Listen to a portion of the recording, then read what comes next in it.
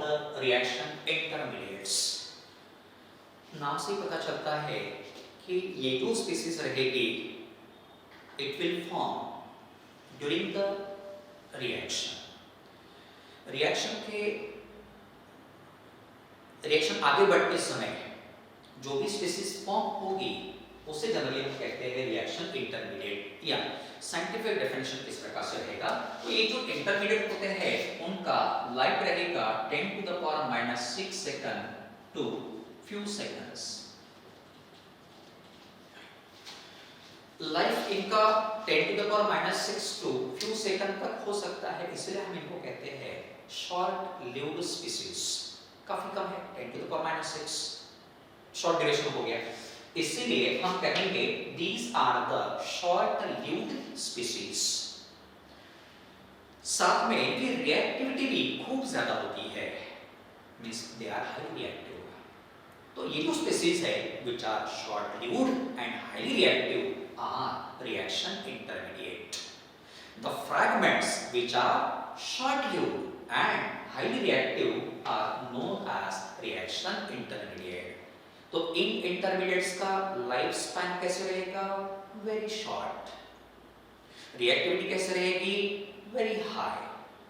अब ये reaction intermediate कौन से होते हैं? मैंने एग्जांपल्स आर देयर। पहला फ्री रेडिकल्स, दूसरा कार्बोकैटायंस, तीसरा कार्बोनाइन, चौथा कार्बीन्स, पांचवा नाइट्रीन्स, छठा बेंजाइन्स। 6 प्रकार के रिएक्शन इंटरमीडिएट हम ऑर्गेनिक केमिस्ट्री में यूज करते हैं। पहला कौन सा? फ्री रेडिकल्स, दूसरा कार्बोकैटायन, तीसरा कार्बोनाइन, चौथा कार्बीन्स, पांचवा नाइट्रीन्स और छठा रहेगा बेंजाइन्स।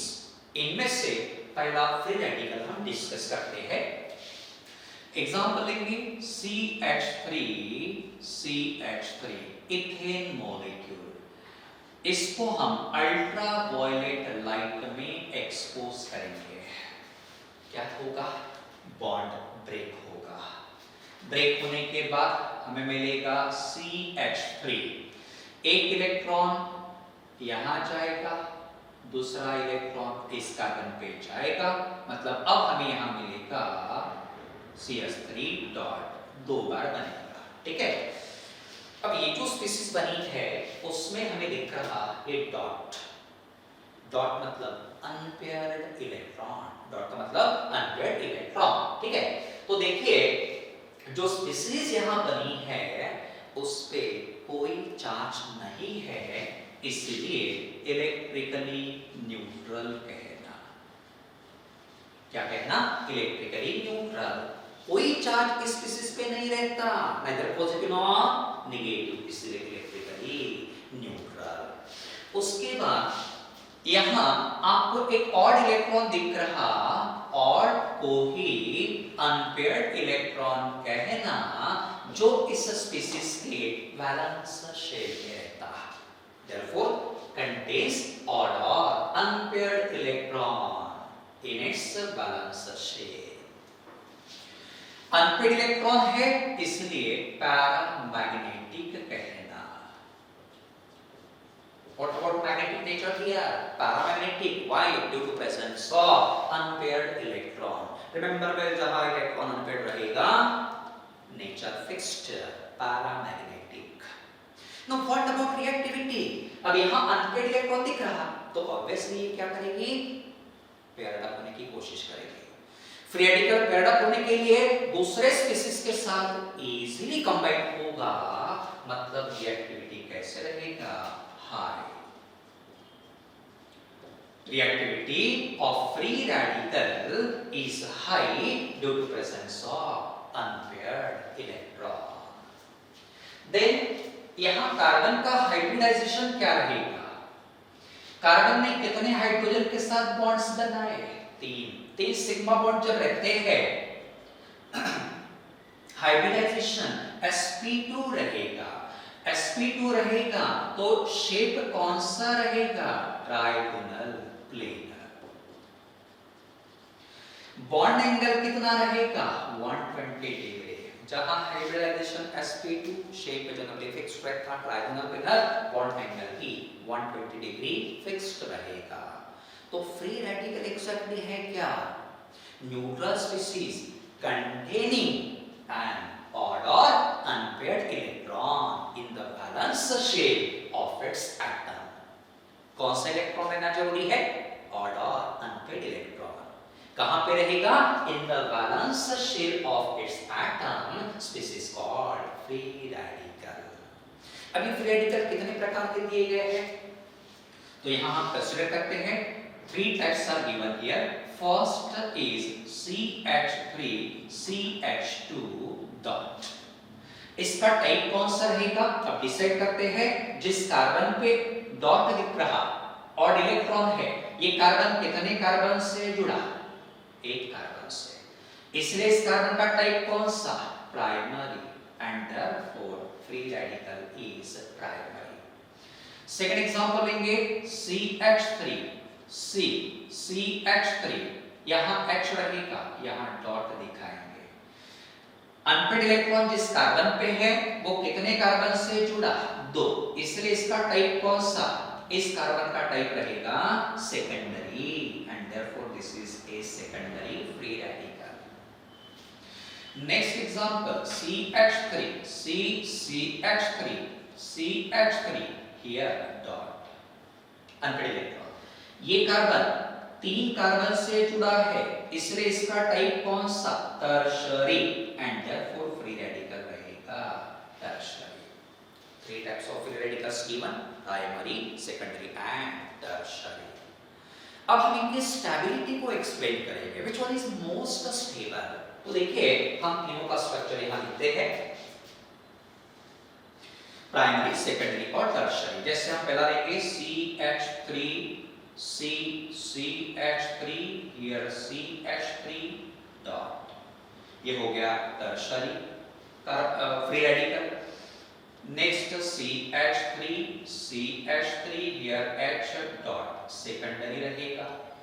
CH3HH ये प्राइमरी रहेगा, and lastly methyl free radical. Now how to explain the stability of these free radicals with the help of hyperconjugation? किसकी मदद से हम स्टेबिलिटी एक्सप्लेन करेंगे? हाइपरकॉन्जुगेशन। हाइपरकॉन्जुगेशन आपको याद करना पड़ेगा। हाइपरकॉन्जुगेशन क्या कहता है? तो जितने अल्फा हाइड्रोजन रहेंगे स्पीशीज में, उतने हाइपरकॉन्जुगेटिव स्ट्रक्चर्स रहेंगे। जितने हाइपरकॉन्जुगेटिव स्ट्रक्चर्स ज्यादा बनेंगे, उतनी स्टेबिलिटी ज्यादा रहेगी। तो सबसे पहले हमें देखना पड़ेगा कहां अल्फा हाइड्रोजन की संख्या ज्यादा है। देखिए जरा काउंट कीजिए। अब यहाँ ये डॉट इस इलेक्ट्रॉन कार्बन पे है, तो इससे जुड़े हुए जो भी कार्बन रहेंगे all are alpha carbons. Now see how many alpha hydrogens are here? 3 alpha 3 alpha 3 alpha, total 9 alpha hydrogens are present here. यहां काउंट कीजिए, 3 + 3 6। This is not the alpha hydrogen, मतलब यहां रहेंगे 6 अल्फा हाइड्रोजन। यहां कितने रहेंगे? 3 alpha hydrogen, और यहां 0 अल्फा हाइड्रोजन। अब सबसे ज्यादा अल्फा हाइड्रोजन कहां है? टर्शरी में, इसलिए यहां हाइपरकॉन्जुगेटिव स्ट्रक्चर की संख्या सबसे ज्यादा, जिसके कारण स्टेबिलिटी भी सबसे ज्यादा। Therefore remember well, tertiary is more stable than secondary, which in turn is more stable than primary, more stable than methyl free radical. Remember very well the order of stability of alkyl free radicals. Now next free radical हम consider करते हैं CH2 double bond CH2 dot. इसको आप पढ़ोगे allyl free radical, allyl free radical. अब ये allyl free radical stability दिखाएगा? नहीं दिखाएगा। दिखाएगा तो क्यों दिखाएगा? What is the reason behind it? Now see here, ये जो डॉट है अनपेड इलेक्ट्रॉन वो यहां से यहां शिफ्ट होगा। एट द सेम टाइम यहां से एक बॉन्ड ब्रेक होके एक इलेक्ट्रॉन यहां शिफ्ट होगा, दूसरा इलेक्ट्रॉन यहां शिफ्ट होगा, ताकि हमें नया स्ट्रक्चर मिलेगा CH2 dot now on this carbon. यहां सिंगल बॉन्ड बचेगा, यहां CH रहेगा और यहां डबल बॉन्ड CH2। अब देखिए और कोई रेजोनेंस स्ट्रक्चर पॉसिबल नहीं है for this free radical. How many resonance structures are possible here? 2 resonance structures are possible, जिसके कारण allyl free radical becomes stable. Remember well, allyl free radical is stable due to the resonance effect. Allyl free radical के लिए कितने structures possible resonance? Only 2 resonance structures are possible here. Next free radical.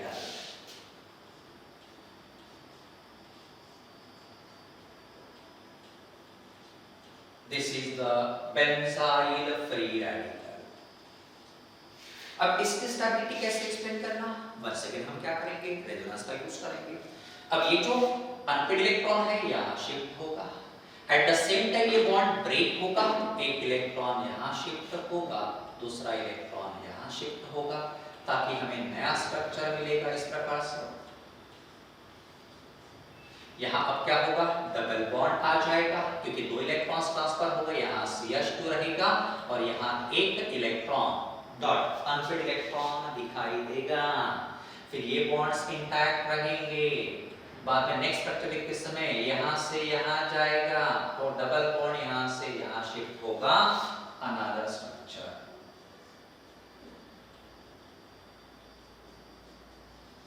One more structure is possible here. यहाँ से यहाँ shift होगा. Double bond will shift in this position.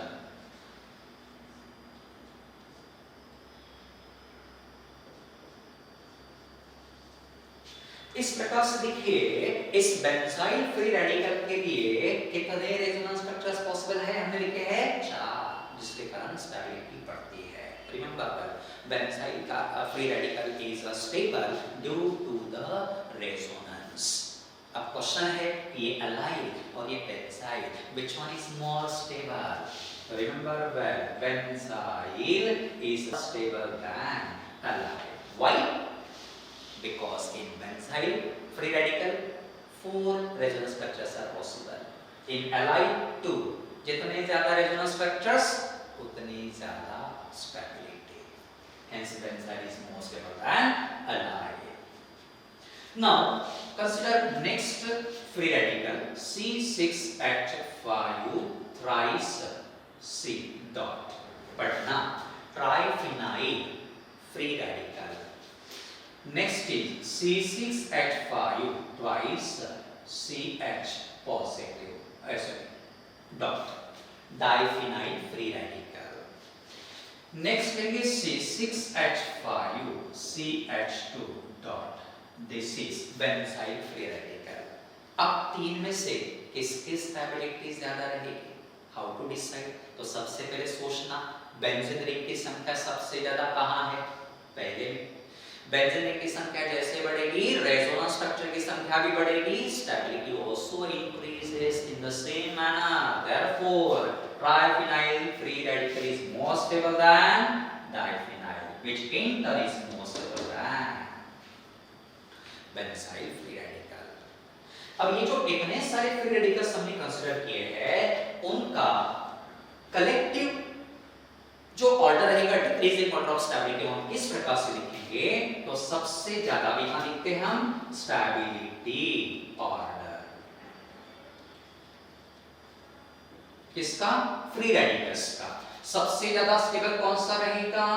C6H5 thrice C dot triphenyl, then रहेगा diphenyl, then रहेगा benzyl, then is tertiary, then secondary, then primary, then methyl free radical, then CH2 double bond CH. इसको हम पढ़ते हैं vinyl free radical और उसके बाद रहेगा CH triple bond C dot, इसको पढ़ते हैं एसिटिलीन फ्री रेडिकल। इस प्रकार से फ्री रेडिकल्स के स्टेबिलिटी का ऑर्डर रहेगा। नाउ एक और पॉइंट हम डिस्कस कर लेते हैं यहां पे। You should know this point. Here is OCH3 attached.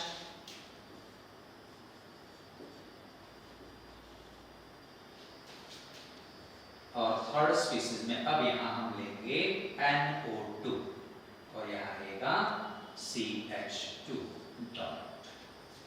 तो अब देखिए तीन स्पीसीज हमने कंसीडर की है, सबसे ज्यादा स्टेबल कौन सा रहेगा? तो यहां OCH3 is attached to this free radical which is electron releasing group।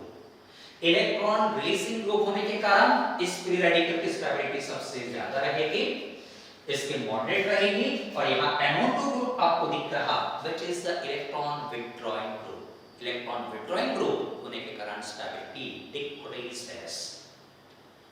Remember well, electron releasing group increases stability of free radical while electron withdrawing group decreases stability। तो रिकैप लेते हैं, ब्रेक में important point को हम discuss करेंगे। Free radical क्या है देखिए जरा।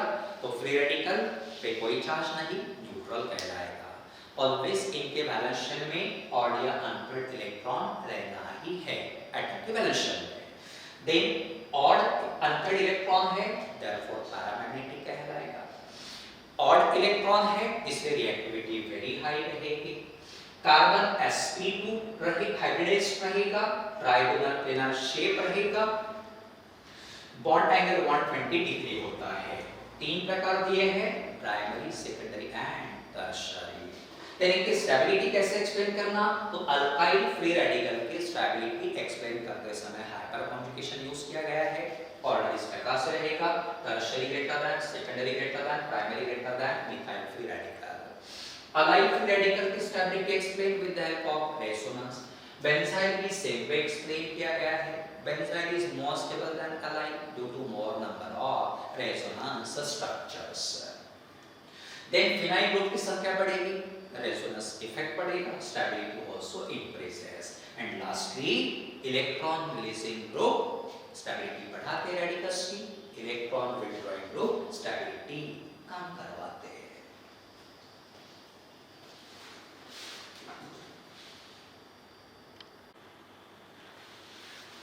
Second reaction intermediate is carbocation, जिसको हम कहते हैं कार्बोनियम आयन। अभी कार्बोकैटायन होता क्या है? एग्जांपल हम लेते हैं CH3Cl। इसको पोलर सॉल्वेंट में हम डिसॉल्व करेंगे, बॉन्ड ब्रेक होगा। ब्रेक होने के बाद ये इलेक्ट्रॉन पेयर कहां जाएगा? On this chlorine. क्लोरीन पे क्यों जाएगा? क्योंकि chlorine is more electronegative than carbon. Chlorine is more electronegative than carbon, जिसके कारण यहां स्पीसीज कौन सी बनेगी देखिए। तो पहली स्पीसीज रहेगी CH3 पॉजिटिव, क्योंकि इलेक्ट्रॉन पेयर कार्बन से दूर चला गया। और दूसरी स्पीसीज रहेगी Cl नेगेटिव। उनमें से इस स्पीसीज को हम कंसीडर करेंगे जहां कार्बन पे कौन सा चार्ज है? Positive charge. ये पॉजिटिव चार्ज किस पे रहेगा? कार्बन पे रहेगा। और कार्बन पे पॉजिटिव चार्ज जहां रहता कार्बोकैटायन कहलाता। Therefore, the species in which carbon carries a positive charge is known as carbocation। Carbon पे कौन सा चार्ज रहेगा? पॉजिटिव, इसलिए स्पीसीज को कहना कार्बोकैटायन। तो यहां हम लिखेंगे carbon carries positive charge. Then carbon के वैलेंस शेल में कितने इलेक्ट्रॉन्स रहेंगे? कितने हाइड्रोजन के साथ बॉन्ड बनाया? 3। एक बॉन्ड में 2 इलेक्ट्रॉन्स, 3 बॉन्ड में कितने इलेक्ट्रॉन्स? 6 इलेक्ट्रॉन्स। इसलिए यहां हम लिखेंगे carbon contains 6 electrons in valence shell। Carbon के वैलेंस शेल में कितने इलेक्ट्रॉन्स रहेंगे? 6 इलेक्ट्रॉन्स रहेंगे। अब 6 इलेक्ट्रॉन्स 8 से कम या ज्यादा है? कम है, इसलिए इलेक्ट्रॉन रिच और डिफिशिएंट। Electron deficient species.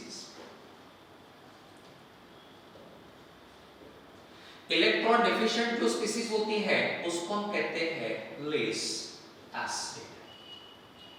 इसको ही कहना इलेक्ट्रोफाइल। इलेक्ट्रॉन डेफिशिएंट है तो क्या कहा जाता? इलेक्ट्रोफाइल कहा जाता। अब इस स्पीसीज में कार्बन का हाइब्रिडाइजेशन कौन सा रहेगा? Carbon is sp2 hybridized. Why? Because carbon has formed 3 sigma bonds. Count करो, 3 सिग्मा बॉन्ड है, sp2 रहेगा फिक्स्ड। जब sp2 रहता शेप क्या रहेगा? राइगोनल प्लेनर। देन बॉन्ड एंगल कितना रहेगा? 120 डिग्री रहेगा। उसके बाद इसके कितने टाइप्स दिए हैं? 3 types are given here. First is CH3 CH2 positive. अब ये कार्बन पे पॉजिटिव चार्ज है जो दूसरे एक कार्बन को जुड़ा है, इसलिए इसका टाइप कौन सा रहेगा? प्राइमरी। दूसरा CH3 CH3 पॉजिटिव हियर। ये कार्बन जिस पे पॉजिटिव चार्ज है वो 2 कार्बन से जुड़ा है, इसलिए इसका टाइप कौन सा? सेकेंडरी। तीसरा CH3 CH3 here CH3 positive. ये कार्बन जिस पे पॉजिटिव चार्ज है वो 3 कार्बन से जुड़ा है, इसलिए इसका टाइप कौन सा रहेगा? टर्शियरी। तो कार्बोकैटायन 3 प्रकार के, प्राइमरी, सेकेंडरी एंड टर्शियरी। अब 3 में से कौन ज्यादा स्टेबल है? How to decide? तो पहले हम लिखेंगे यहाँ CH3 CH3 पॉजिटिव। दूसरा CH3 CH3 पॉजिटिव, सेकेंडरी हो गया। CH3 CH2 positive and last में हम लिखेंगे CH3 positive, methyl carbocation. Now how to explain the stability of carbocation? Now you will use inductive effect. अब क्या यूज करना है? इंडक्टिव इफेक्ट को यूज करेंगे। साथ में हाइपर कॉन्जुगेशन भी रहेगा, कोई दिक्कत नहीं है। 2 प्रकार के इफेक्ट्स हम यहाँ यूज करेंगे to explain the stability of carbocation. One is hyper conjugation, other is inductive effect. अब देखते हैं इंडक्टिव इफेक्ट कैसे यहाँ पे स्टेबिलिटी को एक्सप्लेन करता है। तो यहाँ 3 मिथाइल ग्रुप्स है जो इलेक्ट्रॉन्स रिलीज करेंगे।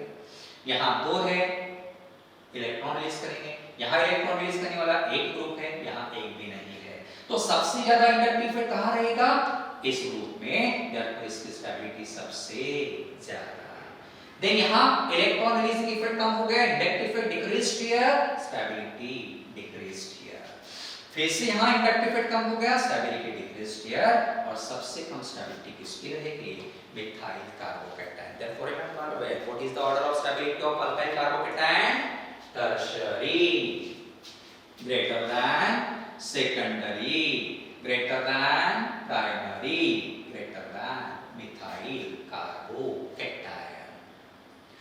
एक और एग्जांपल हम लेते हैं यहाँ पे CH3 CH2 positive, then CH3 positive, CH2 positive and lastly CH3 positive. 4 प्रकार के हम लेंगे। 4 में से किसकी स्टेबिलिटी सबसे ज्यादा? How to decide? तो देखिए अभी हमने आपको बताया इंडक्टिव इफेक्ट आपको यूज करना है। इंडक्टिव इफेक्ट कहाँ ज्यादा रहेगा? 4 में से तो वही ज्यादा रहेगा जहां कार्बन चेन लॉन्ग रहेगा। मतलब इस स्पीशीज में इंडक्टिव इफेक्ट का मैग्नीट्यूड ज्यादा, इसलिए ये ज्यादा स्टेबल रहेगा। देन कार्बन चेन शॉर्ट हो गया, डिक्रीजेस, ये कम स्टेबल हो गया। देन ये कम स्टेबल रहेगा और धीरे धीरे स्टेबिलिटी डिक्रीज होगी। तो रिमेंबर जैसे कार्बन चेन का लेंथ कम होगा, कार्बोकैटायन की स्टेबिलिटी धीरे धीरे कम होती है। उसके बाद नेक्स्ट एग्जांपल हम लेंगे allyl CH2 double bond CH2 positive. ये अलाइल कार्बोकैटायन है। इसके लिए अब देखिए यहाँ पे हम स्ट्रक्चर लिखेंगे नया CH2 CH double bond CH2 here. अब पॉजिटिव चार्ज इस कार्बन पे आ जाएगा। अलाइल कार्बोकैटायन के लिए कितने स्ट्रक्चर्स पॉसिबल है? 2 रेजोनेंस स्ट्रक्चर, जिसके कारण allyl becomes stable. Remember well, allyl carbocation is stable due to resonance. Next हम लेंगे बेंजाइल।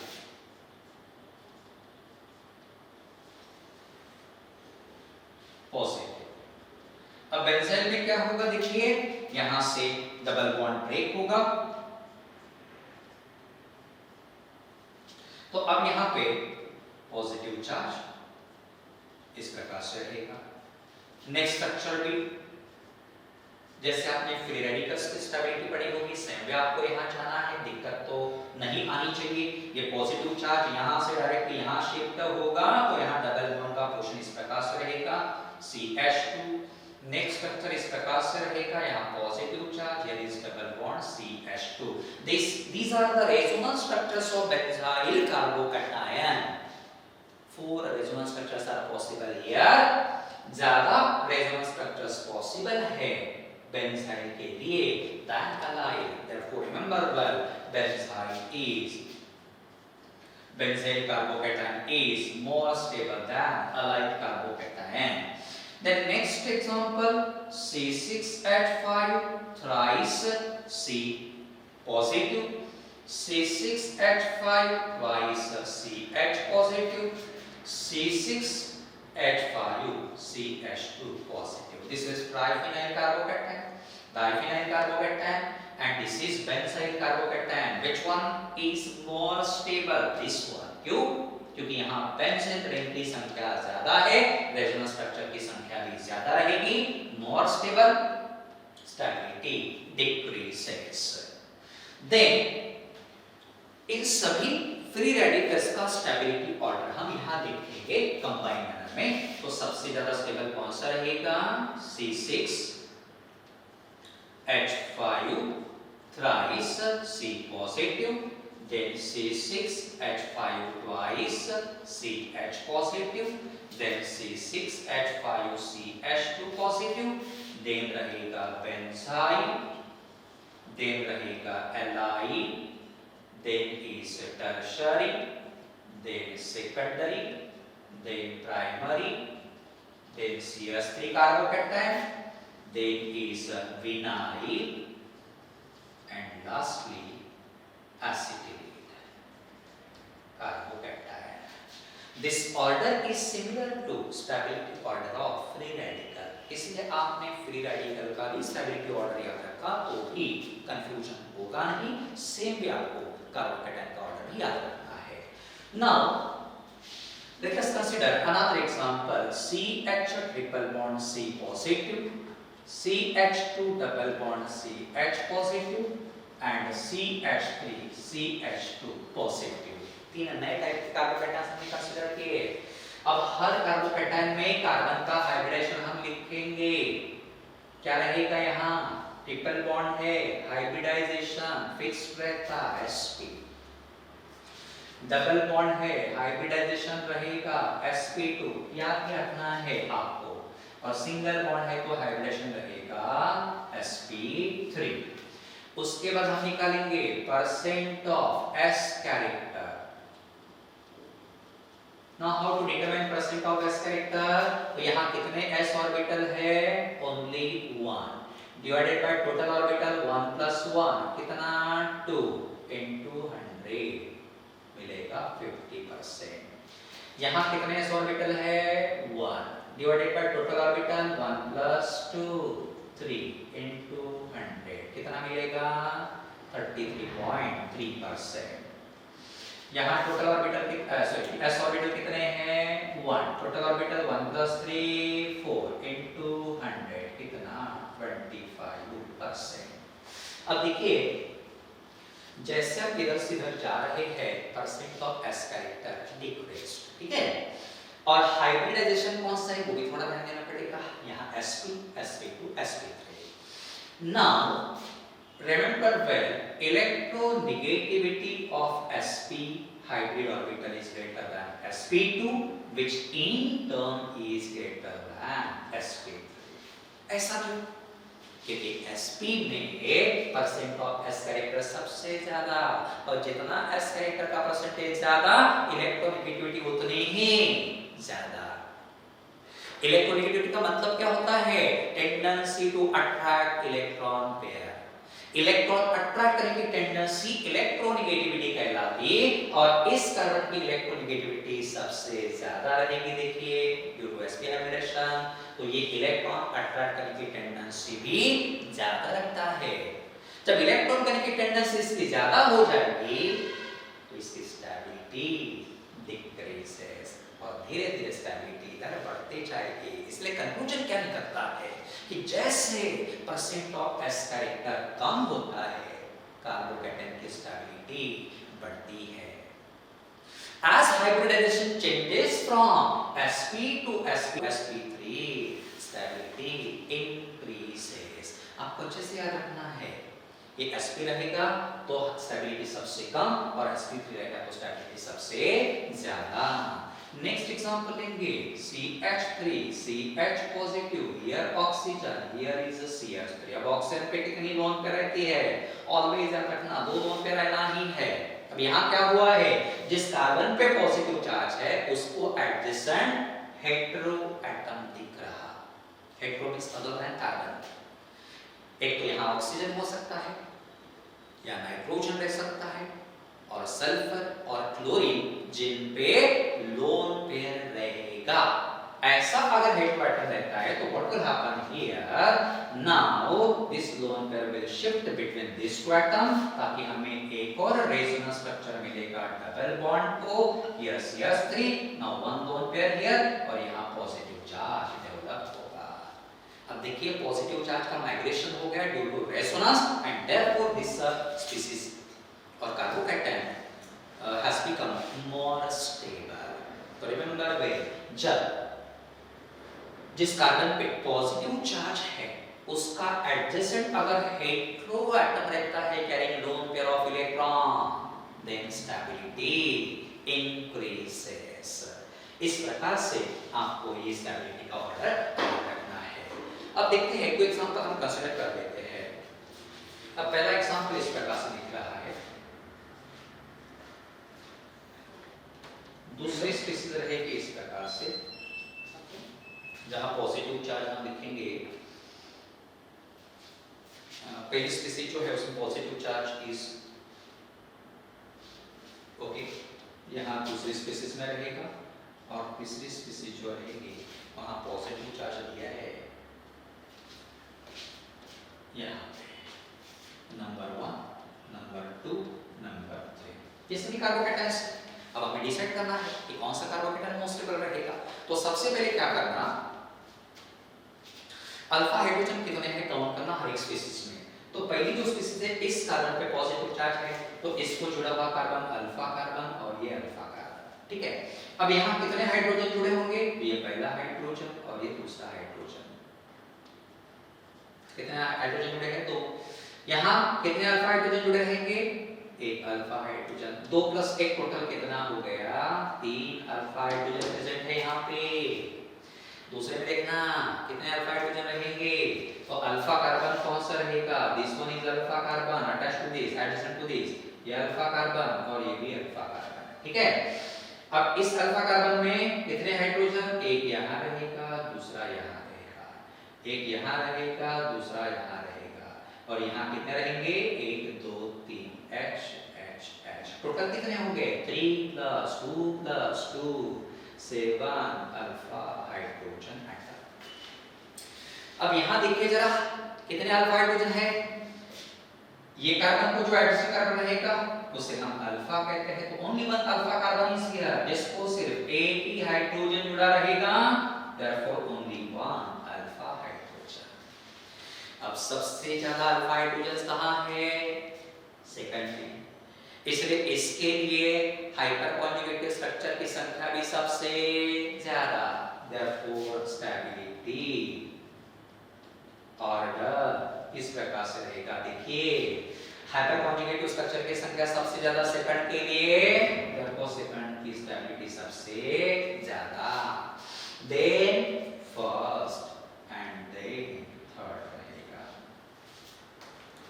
इस प्रकार से आप डिसाइड करेंगे। एक और एग्जांपल लेते हैं, यहाँ पॉजिटिव, ये पॉजिटिव, इस प्रकार ये पहला, ये दूसरा, ठीक है। अब यहां पर भी देखिए कि स्टेबिलिटी किसकी ज्यादा रहेगी, हाउ टू डिसाइड। तो पहले हम क्या करेंगे, अल्फा हाइड्रोजन को डिसाइड करेंगे। ये कार्बन पे पॉजिटिव चार्ज, तो ये रहेगा अल्फा कार्बन, इसको एडजसेंट अल्फा कार्बन। यहां कितने हाइड्रोजन जुड़े रहेंगे, 3 हाइड्रोजन जुड़े रहेंगे। यहां कितने हाइड्रोजन जुड़े रहेंगे, 3 हाइड्रोजन जुड़े रहेंगे। 3 + 3 कितना होगा, 6 अल्फा हाइड्रोजन एटम्स आ रही है। यहां देखिए जरा क्या होगा, ये कार्बन पे पॉजिटिव चार्ज है, तो ये हो गया एडजसेंट वाला अल्फा, ये रहेगा अल्फा, ये रहेगा अल्फा। यहां कितने हाइड्रोजन जुड़े हैं, तो यहां रहेंगे 2, यहां रहेंगे 2, यहां रहेंगे 2, मतलब टोटल कितने हो गए, 6 अल्फा, 2 2 2 हो गए। अब दोनों में अल्फा हाइड्रोजन की संख्या बिल्कुल सेम है। Now how to compare the stability of this two structures, ठीक है। तो अब हम क्या करेंगे, हाइपर कॉन्जुगेशन यूज नहीं करेंगे, अब हमें यूज करना पड़ेगा इंडक्टिव इफेक्ट। क्या इसका पड़ेगा, इंडक्टिव इफेक्ट। अब इंडक्टिव इफेक्ट कैसे यूज करेंगे, देखिए इस कार्बन को जिस पे पॉजिटिव चार्ज है उसको 2 मिथाइल ग्रुप जुड़े हैं, 2 CH3 ग्रुप्स आर अटैच्ड है, ठीक है। और ये कार्बन जहां पॉजिटिव चार्ज है उसको कौन से ग्रुप जुड़े हैं, देखिए this is C2H5 group, this is C2H5, this is C2H5, मतलब 3 C2H5 groups are attached here. अब मिथाइल और इथाइल दो में से इंडक्टिव इफेक्ट ज्यादा किसका रहता है, इथाइल ग्रुप का।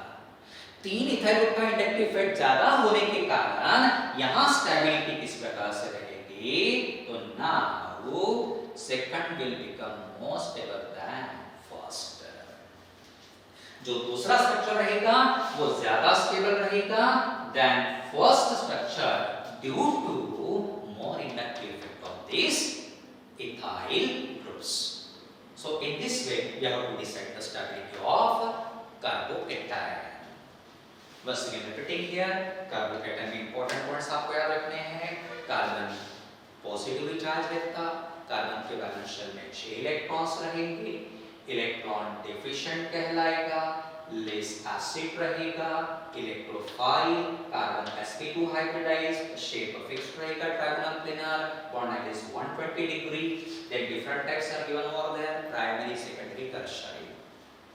Stability is explained with the help of hyperconjugation and inductive effect, tertiary greater than secondary greater than primary greater than methyl carbocation।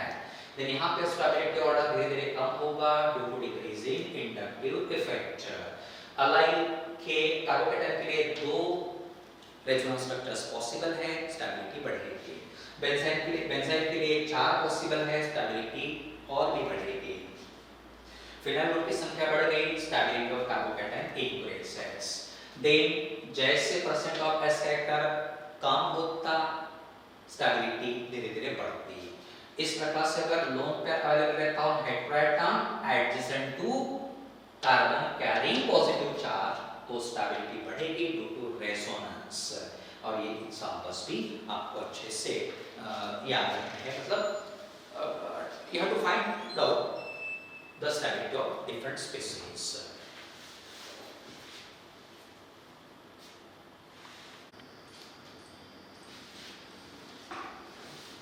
Carbon, one of the reaction intermediates। Reaction intermediate का definition आपको पता ही होगा। ये ऐसे intermediate रहेंगे जिनका life span काफी कम रहता है, of the order of 10 to the power -6 second to a few second, और जो हाईली रिएक्टिव रहते हैं। तो free radical, carbocation, carbanion, all these are the examples of reaction intermediates. ठीक है, आज हम डिस्कस करेंगे यहाँ पे कार्बोएनायन क्या है। एग्जांपल लेंगे CH3MgI, इसको पोलर सॉल्वेंट में हम डिसॉल्व करेंगे। जैसे पोलर सॉल्वेंट में डिसॉल्व करेंगे बॉन्ड ब्रेक होगा। अब क्वेश्चन है कि ये बॉन्ड ब्रेक होने के बाद इलेक्ट्रॉन पेयर कहां जाएगा, शिफ्ट्स ऑन कार्बन। अब इलेक्ट्रॉन पेयर कार्बन पे क्यों शिफ्ट होगा, क्योंकि कार्बन और मैग्नीशियम दो में से कार्बन की इलेक्ट्रोनेगेटिविटी ज्यादा। So that we will get CH3 electron pair यहाँ आ गया, इस पे नेगेटिव चार्ज रहेगा प्लस Mgi पॉजिटिव रहेगा। कार्बन पे नेगेटिव चार्ज दिख रहा, therefore carbon anion carb means carbon, anion means negative. जब कार्बन पे नेगेटिव चार्ज रहता कार्ब एनायन कहलाता। इसलिए पहला characteristic carbon is negatively charged. Carbon के वैलेंस में कितने इलेक्ट्रॉन्स रहेंगे? 3 हाइड्रोजन के साथ 6 इलेक्ट्रॉन्स और ये 2 इलेक्ट्रॉन्स, टोटल कितने हो गए? 8 electrons in the valence shell of carbon. Carbon contains 8 electrons in its valence shell.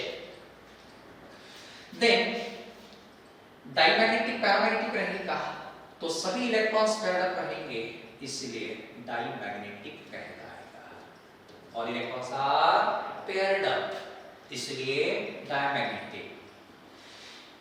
Electron deficient और रिच रहेगा तो यहां कार्बन के वैलेंस शेल में 8 इलेक्ट्रॉन्स है, लेकिन एक लोन पेयर भी अवेलेबल है।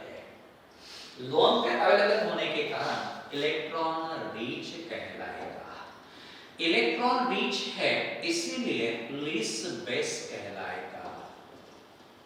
लिस बेस कहते हैं। देन साथ में न्यूक्लियोफाइल भी इसे कहा जाता है। इलेक्ट्रॉन रिच है तो क्या है? ऑब्वियसली न्यूक्लियोफाइल रहेगा। देन कार्बन का हाइब्रिडाइजेशन कौन सा रहेगा? sp3। कैसे पता चलेगा? Carbon is sp3 hybridised. कैसे? तो यहां 3 हाइड्रोजन के साथ 3 सिग्मा बॉन्ड बनाए और एक lone pair 3 + 1 4। 4 electron pairs carbon के आजू बाजू में है, इसलिए sp3 हाइब्रिडाइज्ड हो गया। देन शेप कैसे रहेगा? पिरामिडल। अब यहां जो शेप है थोड़ा सा बदल गया है, पिरामिडल शेप रहेगा due to presence of this lone pair. और जो एंगल रहता है 107 डिग्री 28 मिनट्स के करीब रहेगा। जो एंगल रहेगा यहाँ पे 107 डिग्री 28 मिनट्स के करीब रहता है। इस प्रकार से देखिए कार्ब एनायन किसे कहना? The species in which carbon is negatively charge. The species in which carbon is negatively charged is called carb anion. जब कार्बन पे नेगेटिव चार्ज रहेगा तो स्पीसीज को कहना carb anion, and all these are the characteristics. Now, different types of carb anion. पहला CH3 CH2 negative. ये carbon दूसरे एक कार्बन से जुड़ा प्राइमरी कहलाएगा। CH3 CH CH3 negative. ये कार्बन दूसरे दो कार्बन से जुड़ा सेकेंडरी कहलाएगा। CH3 CCH3 CH3 negative. ये कार्बन दूसरे 3 कार्बन से जुड़ा टर्शियरी कहलाएगा। इसलिए carbon is of 3 types, primary, secondary and tertiary. Now how to explain the stability order? तो देखिए stability order can be explain with the help of inductive effect. पहला हम लेते हैं CH3 नेगेटिव, नेक्स्ट रहेगा CH3 CH2 negative, CH3 CH CH3 negative and last रहेगा CH3 CCH3 CH3 negative. ये हो गया प्राइमरी, ये रहेगा सेकेंडरी और ये रहेगा टर्शियरी। अब क्या होता है देखिए, इंडक्टिव इफेक्ट सबसे ज्यादा कहां रहेगा? टर्शियरी में। क्यों? क्योंकि यहां 3 इलेक्ट्रॉन देने वाले ग्रुप्स जुड़े हैं। ये सभी इस कार्बन की तरफ इलेक्ट्रॉन को सेंड करेंगे। सभी कार्बन की तरफ इलेक्ट्रॉन्स भेज रहे हैं, इसलिए इस कार्बन पे नेगेटिव चार्ज की इंटेंसिटी बढ़ती जाएगी। नेगेटिव चार्ज की इंटेंसिटी बढ़ गई तो स्टेबिलिटी कम होगी। देयरफॉर सबसे ज्यादा stable methyl carbocation, then primary, then secondary and then tertiary. Remember well, order of stability of carbon ion is methyl carbon ion greater than primary, greater than secondary, greater than tertiary. Next carbon ion हम लेंगे CH2 double bond CH CH2 negative. इसको allyl carbon ion कहना। इसके लिए resonance structure हम लिख पाएंगे CH2 negative now यहां से यहां जाएगा तो यहां से यहां ट्रांसफर होगा CH डबल बॉन्ड CH2। अब इसके लिए 2 रेजोनेंस स्ट्रक्चर पॉसिबल है, मतलब allyl carbon ion becomes stable due to resonance. Then next हम लेंगे बेंजाइल कार्बोनाइन.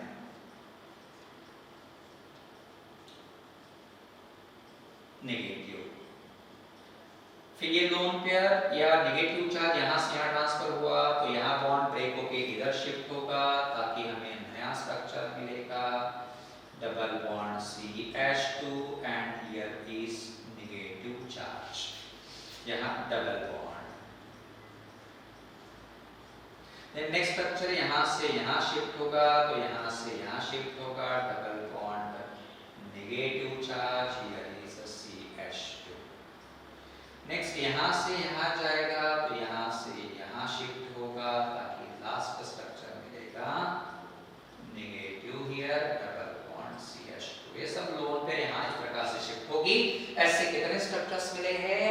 4, जिसके कारण benzyl carbanion becomes stable due to resonance. Next लेंगे C6H5 thrice C negative, C6H5 twice CH negative and C6H5 CH2 negative. This is triphenyl carbanion, diphenyl carbanion, benzyl carbanion. सबसे ज्यादा stable ट्राइफेनाइल रहेगा क्योंकि phenyl group की संख्या ज्यादा है तो रेजोनेंस स्ट्रक्चर की संख्या भी ज्यादा रहेगी. Then diphenyl, then benzyl. अब हम देखते हैं कि सभी जो कार्बोनाइन है उनका स्टेबिलिटी ऑर्डर क्या रहेगा. तो यहां हम स्टेबिलिटी ऑर्डर लिखेंगे. अब स्टेबिलिटी ऑर्डर लिखते समय बताइए तो जरा सबसे ज्यादा स्टेबल कौन सा रहेगा? ट्राइफेनाइल C6H5 thrice C negative, then C6H5 twice CH negative, then C6H5 CH2 negative. उसके बाद अब कौन सा रहेगा? तो नेक्स्ट रहेगा CH triple bond C negative. Next रहेगा CH2 double bond CH negative.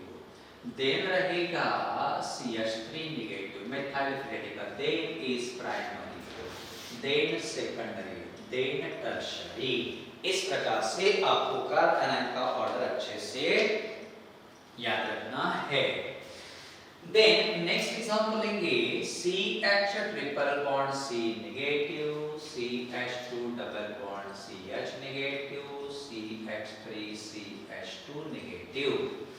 यहाँ कार्बन का हाइब्रिडेशन sp, यहाँ रहेगा sp2, यहाँ रहेगा sp3. ट्रिपल बॉन्ड है, hybridisation fixed sp. Double bond hybridisation fixed sp2. Single bond है तो sp3. Then percent of s character आप निकालोगे तो यहाँ 50%, यहाँ 33.3%, यहाँ 25%. अब देखिए sp हाइब्रिड ऑर्बिटल की इलेक्ट्रोनेगेटिविटी सबसे ज्यादा. ठीक है, तो इसकी इलेक्ट्रॉन एक्सेप्ट करने की टेंडेंसी सबसे ज्यादा रहेगी. मतलब अब क्या होगा, तो यहाँ स्टेबिलिटी जो है इस प्रकार से धीरे धीरे कम होते जाएगी. तो देखो जितना ज्यादा परसेंट ऑफ s कैरेक्टर रहेगा उतनी स्टेबिलिटी ज्यादा रहेगी. Hence remember whereas the percent of s character decreases, stability of carbanion decreases. जैसे s कैरेक्टर का परसेंटेज कम होते जाता है, stability also decreases. Then next example हम लेंगे. इस प्रकार से रहेगा CH2 negative, here is OCH3 group. CH2 negative रहेगा, CH2 negative, here is N4. अब तीन में से सबसे ज्यादा स्टेबल कौन रहेगा? तो देखिए जरा, this is the electron releasing group, जिसके कारण इलेक्ट्रॉन्स इधर जाएंगे. इस कार्बन की तरफ नेगेटिव चार्ज की इंटेंसिटी बढ़ेगी, चार्ज की इंटेंसिटी बढ़ गई, स्टेबिलिटी डिक्रीजेस, लिस्ट स्टेबल। तो यहाँ कोई ग्रुप जुड़ा नहीं, मॉडरेटली स्टेबल। यहाँ जो ग्रुप जुड़ा है that is electron withdrawing group. तो कैसा ग्रुप है? इलेक्ट्रॉन विथड्रॉइंग, जो क्या करेगा, इस कार्बन से इलेक्ट्रॉन को अपने तरफ खींचेगा, जिसके कारण नेगेटिव चार्ज की इंटेंसिटी कम होगी, मतलब स्टेबिलिटी बढ़ेगी। therefore remember that electron releasing group decreases the stability while electron withdrawing group increases the stability of carbon anion. Next example लेते हैं CH3 CH नेगेटिव, या C डबल बॉन्ड OH। समझो हमने इस प्रकार से स्ट्रक्चर लिया। अब देखिए यहां जो हम एक्सप्लेन करेंगे, बेटर हम यहां एक और CH3 ग्रुप जोड़ देते हैं। यहां स्टेबिलिटी कैसे अफेक्ट करेंगे देखिए। तो क्या होगा, जिस कार्बन पे नेगेटिव चार्ज है उसको जुड़ा हुआ जो ग्रुप है that is a C double bond O, ठीक है ना। तो यहां क्या होगा, ये बॉन्ड यहां से यहां शिफ्ट होगा, नेगेटिव चार्ज यहां से यहां शिफ्ट होगा, CH3 हियर CH। अब यहां कौन सा बॉन्ड बनेगा, डबल बॉन्ड, हियर CO। ये बढ़ गया तो नेगेटिव चार्ज यहां पे रहेगा और उसके बाद यहां रहेगा CH3। अब देखिए सेम स्पीशीज के लिए हमने दो रेजोनेंस स्ट्रक्चर्स लिखे हैं जहां चार्ज का डिस्पर्सल हो गया है, जिसके कारण स्टेबिलिटी इस ग्रुप की या स्पीशीज की बढ़ गई है। Therefore जिस स्पीशीज में नेगेटिवली चार्ज कार्बन से adjacent C double bond O, C double bond C, C triple bond N, इस प्रकार से या C डबल बॉन्ड S ऐसी ग्रुप रहते हैं, वहां स्टेबिलिटी बढ़ती है ड्यू टू रेजोनेंस। तो इस प्रकार से देखिए आपको कार्बन आयन की स्टेबिलिटी अच्छे से याद रखनी पड़ेगी। तो must be repeating here in brief, carbon ion में कार्बन पे कौन सा चार्ज, नेगेटिव चार्ज। कार्बन के वैलेंस शेल में कितने इलेक्ट्रॉन्स रहेंगे, 8 इलेक्ट्रॉन्स रहेंगे। सभी इलेक्ट्रॉन्स पेयर्ड अप होने के कारण डायमैग्नेटिक कहलाएगा, जहां पेयर्ड अप डायमैग्नेटिक फिक्स्ड रहेगा। देन ये लोन पेयर यहां अवेलेबल है, इसलिए इसको इलेक्ट्रॉन रिच कहना। इलेक्ट्रॉन रिच है तो लेविस बेस रहेगा, न्यूक्लियोफाइल भी कहलाएगा। कार्बन का हाइब्रिडेशन sp3, शेप रहेगा pyramidal. Then bond angle 107 degree 28 minutes रहेगा। 3 प्रकार कार्बन आयन के, प्राइमरी, सेकेंडरी, टर्शियरी। स्टेबिलिटी कैसे एक्सप्लेन करना, इंडक्टिव इफेक्ट। सबसे ज्यादा स्टेबल कौन रहेगा, methyl carbon ion, then primary, then secondary, then tertiary, stability decrease होती है। Allyl carbon anion is stable due to resonance. Benzyl is also stable due to resonance, जहां 4 structures possible रहेंगे। जैसे phenyl group की संख्या बढ़ेगी, stability increases. Then overall order जो रहेगा वो इस प्रकार से रहेगा कार्बन आयन के स्टेबिलिटी का। यहाँ जैसे परसेंट ऑफ s कैरेक्टर कम होता है वैसे स्टेबिलिटी भी कम होती है। Electron releasing group carbon ion के स्टेबिलिटी को कम करवाएंगे, इलेक्ट्रॉन विथड्रॉइंग ग्रुप स्टेबिलिटी बढ़ाएंगे। और इस प्रकार से अगर अरेंजमेंट रहता है तो वहां पे भी स्टेबिलिटी बढ़ जाती है।